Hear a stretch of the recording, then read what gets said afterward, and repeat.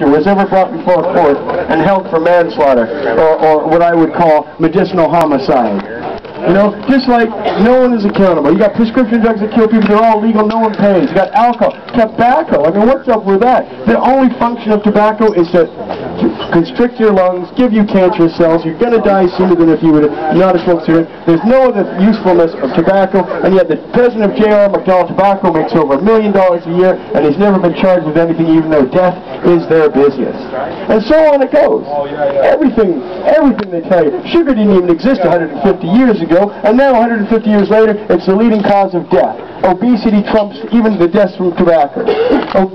Sugar is what fructose, sucrose, which we subsidize with our tax money made by corn in both America and Canadian markets, kills more people now than tobacco. And it'll give you diabetes, which is rising at a rate unprecedented.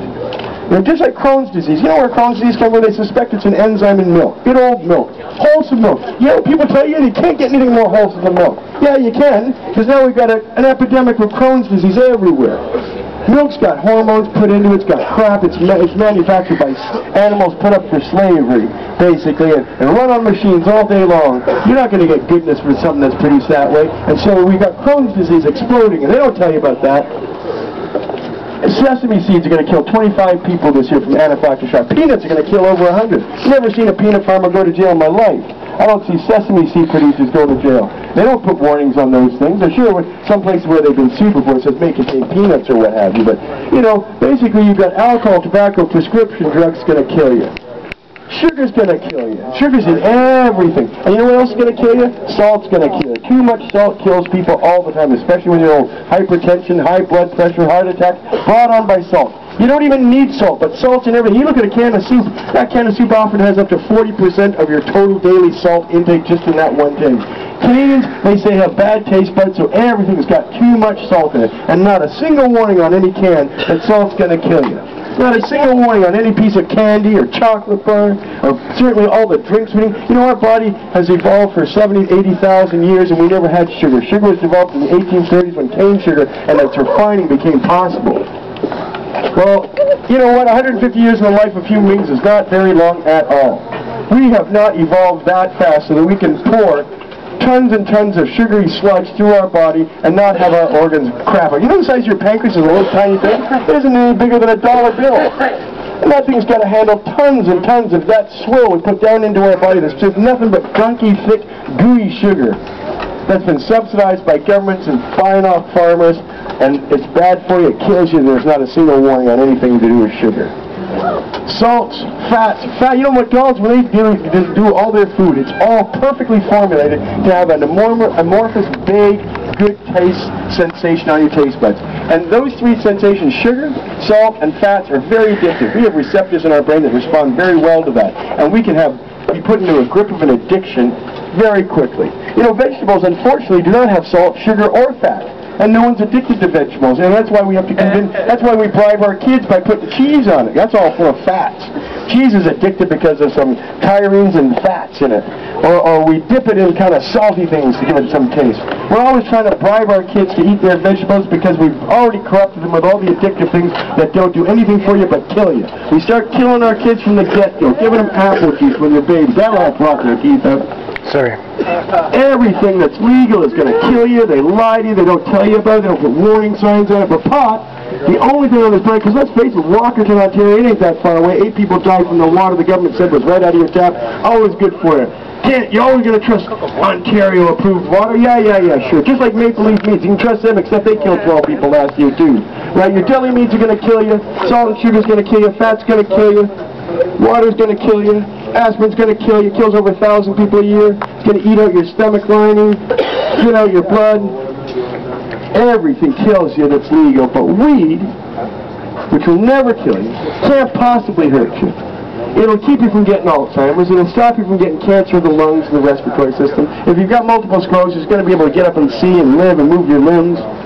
If you've got AIDS wasting syndrome, you'll be able to put that back on. Hey, anybody you know a bulimia victim, bring them to me.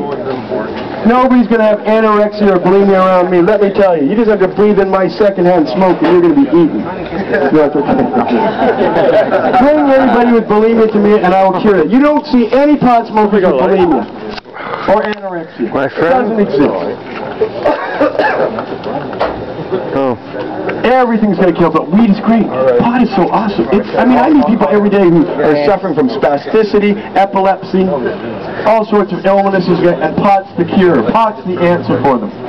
And now that I just got through telling you that Steve Jobs, Bill Gates, pot people, all these musicians, pot people, all these athletes, my friend Rob Van Dam, all these basketball players in the NBA, smoking tons of weed, getting to be the greatest athletes on earth. Michael Phelps won more gold medals than anybody human alive. He's a pot smoker. He's got a new Subway commercial called Be Yourself. I hope he's finally decided to do that himself. Be yourself. You got to be the greatest swimmer in the world, the greatest athlete in the world, and you smoked weed from the time you were a teenager. Okay, and there's a man who needs his lungs. He knows the secret. Marijuana's going to help his lungs. Do you know how that happens? Normally people think, oh, I'll smoke some. Notice, nicotine's totally different. Nicotine's a vasoconstrictor. It cuts off, it tightens up your arteries so less blood gets through it. And that blood that goes through your body carries everything you need to survive and do well. It carries oxygen, it carries nutrients, it carries everything.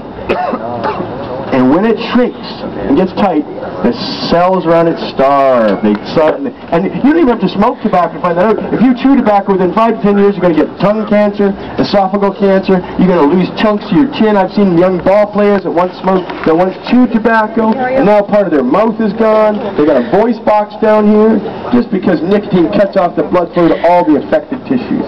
You smoke it, it gets worse. Your lungs start tightening up. They can't absorb that oxygen that's going on because there's less of arteries out there to do it. But when pot smoke goes in, pot's a vasodilator. Pot makes your arteries wider, bigger, more flushy, more flexible, more fluid. It carries more blood, which carries more oxygen. So imagine the incredible beneficial effect. This is why none of us get cancer of the lungs or respiratory system as long as we just smoke weed. Even when we live in these filthy industrial societies like Hamilton and Vancouver, all these places where we got pollutants everywhere, amazingly enough, pot will clean out your lungs and get rid of all that too. Here's what happens when you do a bong hit.